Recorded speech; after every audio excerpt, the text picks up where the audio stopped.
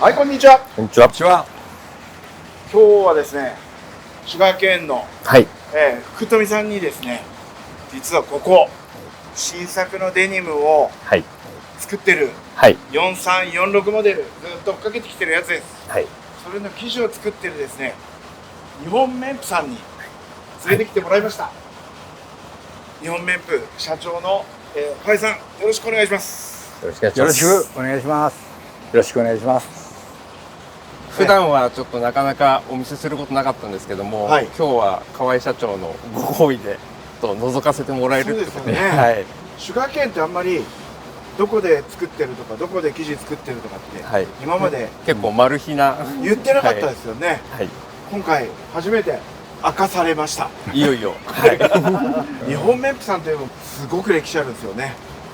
創業何年ですか？1917年ですね。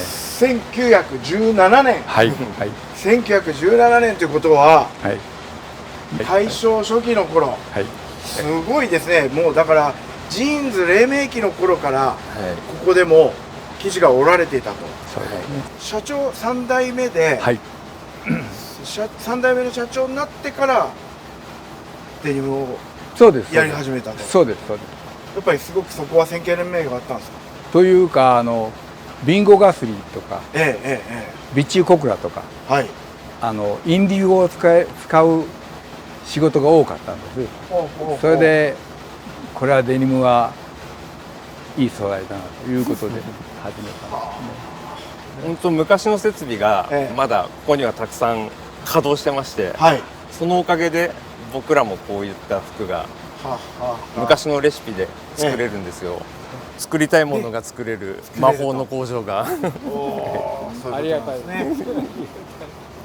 もうずっとやられてるわけですもんね。滋賀県さんとの仕事も長いわけですよね。そうですよね。はい、もうちょっとこの中で、実際に今食器が稼働していると音が僕には聞こえてくるんですよ。すごいね、賑やかな。そしたら織るのも大事なんですけど、その前に、ジーンズといえばこの縦糸のロープ染色。もうここでやってるんですか？はい。染色から織りまで全部ここやってるんですね。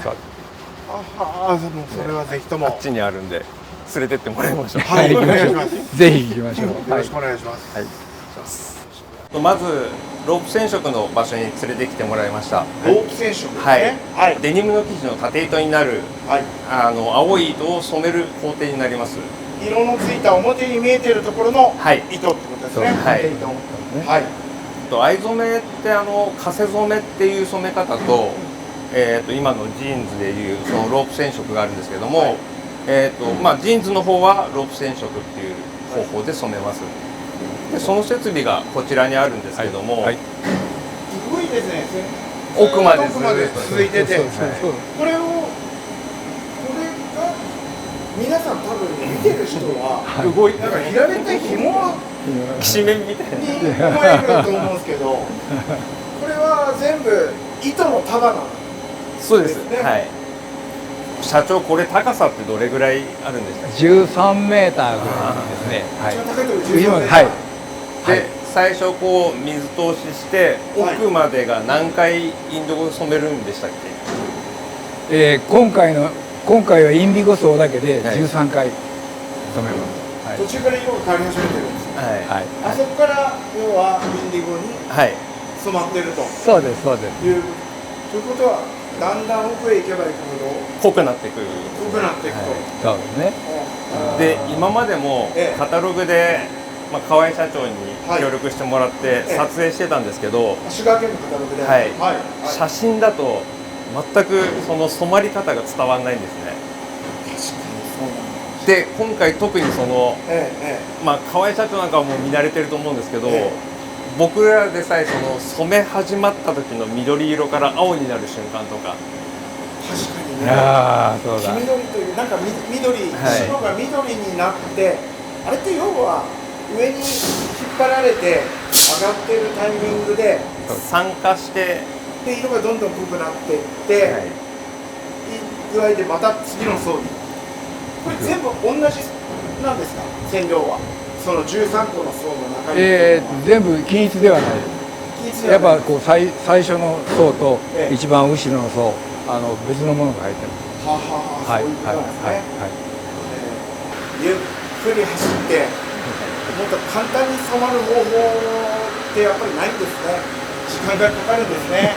昔の生地と同じ風に仕上げるには、やっぱりこんだけ手間かけないと。この方法っていうのはそれこそ1930年代40年代、ね、昔から同じような方法なんですか？一緒です。原理は一緒です。ですからもともとはアメリカから渡ってきたんですけれど、コーンミルズという会社があって、その辺が一番最初は、開発した技術だと思います。もうじゃあそういうのを必死に会社長勉強してそうです。ここまでしたわけですね。そんなことない。この絵ってなかなか、しかも解説付きで見ることってそうですね。あんまりできない。普段ここ立ち入り禁止ですよね。そうです。いきなり見せてくれて見学に来もられても。う初公開ですよ。そうですか。貴重な動画になってるかと思います。そういう意味では。ありがとうございます。福富さん、この今ロープ染色をいろいろ説明聞いたんですけれども、先ほどカセ染めって話も出てましたよね。カセ染めとロープ染色のこの違いっていうのをちょっと分かりやすく皆さんに説明していただけますか？カセ染めっていうのは、糸の芯までしっかり染めるやり方で、糸の芯ですね。染めてよく絞って、でまた染めてっていうのを繰り返すんですけども、ロープ染色っていうのは、こういったジーンズとかで縦落ちする、その縦糸の部分、これが、13回染めてるって言ったんですけども、決して芯まで染まらないんですよ。中白っていう、それが素敵な縦落ちを生む秘訣なんですけども、これ13回染めてなんで芯まで染まんないんですか？テクニック的には、緊張状態、常に引っ張ってる状態にすると、すごい確かに引っ張ってますよね。そしたら水が入りにくいんですね。中に染料が入りにくい。こう緩めたら、中まで入っちゃう。こうタオルをギュッと絞った状態のまま動いていってるって感じですか？これ今止まっちゃうと、糸の真ん中が染まっちゃうんですよね。だからこれ均等のスピードで全部動いてるのはそういうことなんですね。で一度動いたら、この巻き終わるまで常に一定にいかないと。ジーンズで今このロープ染色を使うんですけど、カセ染めなんていうのは実際福富さん使うことあるんですか？シュガーケーンでも、インディゴのシャツとかで一部使ってます。あえて芯まで染めたものっていう、さっき社長が最初ビンゴガスリやってたり、ああいう和服ですとか、フレンチのワークウェアとか、ああいったものでは逆にカセ染めの方が製品には魅力があったり、そこは使い分けていますね。そういうことなんですね。ではいよいよさっきロープ染色で染めた縦糸をかけて、シャトル織機で織ってもらう力織機の、今もう音聞こえてると思うんですけども、そうですね。早速行ってみましょう。ガシャンガシャンという音が。じゃあ行ってみましょう。お願いします。お願いします。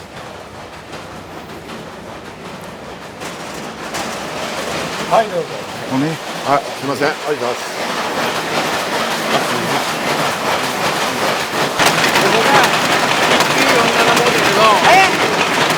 947モデルの持ってる車になります。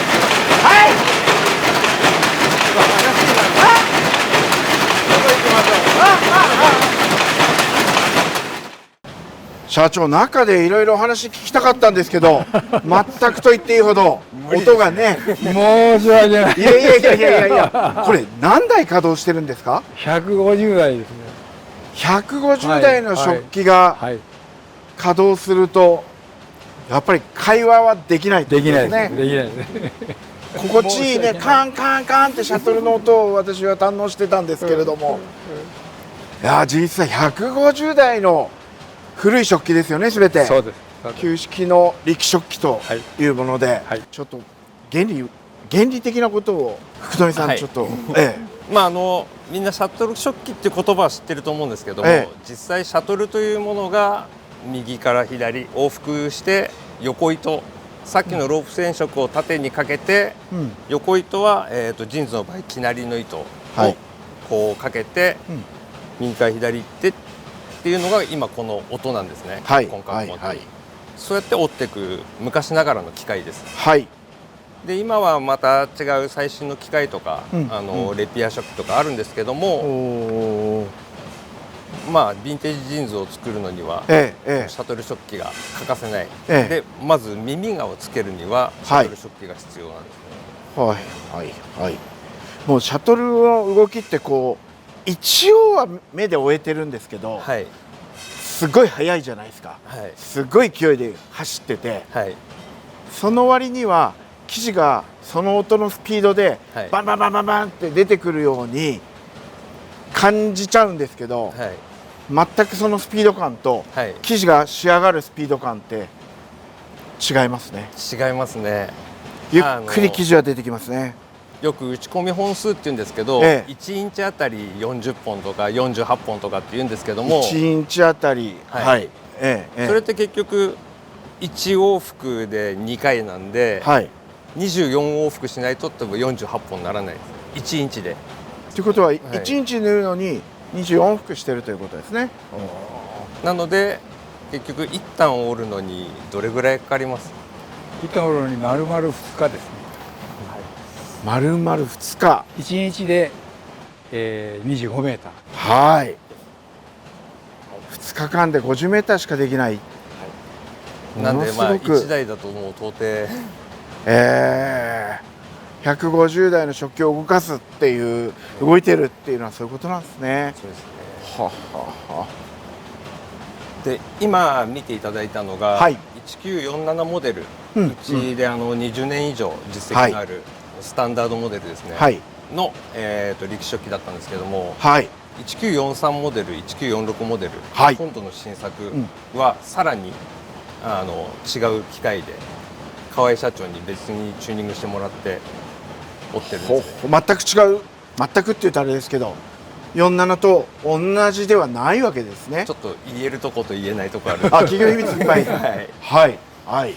で今まで、何回か、お話しさせていただいた時に、糸の質ですとか、色も違うっていうのもお話ししたんですけど、実は折り方にも少し違いがあったんだ。ただ分かりやすいところで言うと、さらにローテンションでちょっと用意してもらったものがあるんですけども、こちらこのシャトルが1947モデルで使っているシャトルです。こちら、でこちらが1943、1946モデルに使っているシャトル。食器が違うので、シャトルの形状も違うんですよね。並べてみたら、随分形違いますね。そうですね。昔からあったのはどっちなんですか？古いのはやっぱだから4346でこっちを使ってるわけですね。でさらにローテンションっていうのが、これを使ったシャトル食器で、甘めにっていうか緩く折ってるんですね。ローテンション、で折るということは、デニムの表面の風合いを再現するのに、通常のものよりもさらにテンションを落としてゆっくり折ることによって1943モデル、1946モデルの、風合いが完成するっていう。風合いを出すために、シャトルの動きもゆっくりと、要は、こっちのシャトルと比べると、ゆっくりだよと。そうすることで、そのより古い年代のザラピというか、雰囲気が出てくると。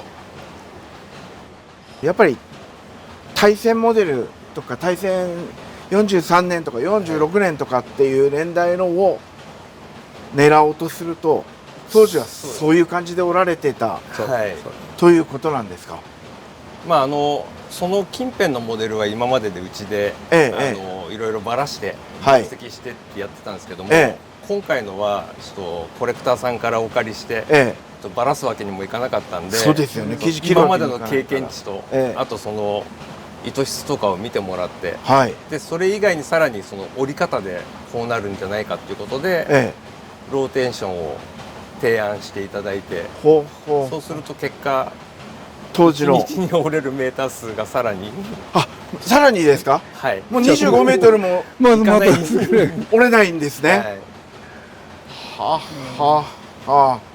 もうじゃあ本当にこう生産効率だけで考えたら、クオリティは別としてね、はいものすごく低くなる昔ながらの作り方ということになるんですか。ほう、そうですか。やっぱりあれですか、昔の生地を分解せずに触ってみて再現するのってある程度はできるもんなんですね。今までのそのええ経験値があったから、はあいきなりは絶対無理です。その今まで30年以上の付き合いがある中で、そういうことなんですね。はい43モデル46モデルと、はいまあこれまでいろいろ話をずっと福富さんから聞いてきてはいたものの、はい実際工場で生地を織ってるところをね、はい生で見るとここまで突っ込んでやってんだっていうところが、はいまあ、ある種感動ですよ、僕からしたら。ありがとうございます。すごい大変なことやってんなっていうのが、でもまだ見たら今生地だけじゃないですか。そうなんです。こっからまだ先長いと思うんですけど、はい楽しみでしょうがないですけど、えそうですね。まだそうですね。今生地を折ってる段階なんですけれども、生地一日も早く皆さんにお届けできるようにこれからも僕らもやっていきますんで、はい河合社長も引き続きよろしくお願いします。いやこちらこそよろしくお願いします。頑張ります。今日ねお忙しい中ありがとうございます本当にありがとうございます。なんか普段見ちゃいけないところまで僕見ちゃったんじゃないかなというぐらいいろいろ見させていただきまして、本当にありがとうございました。はい、よう来ていただきました。よく。ありがとうございます。ありがとうございます。はい。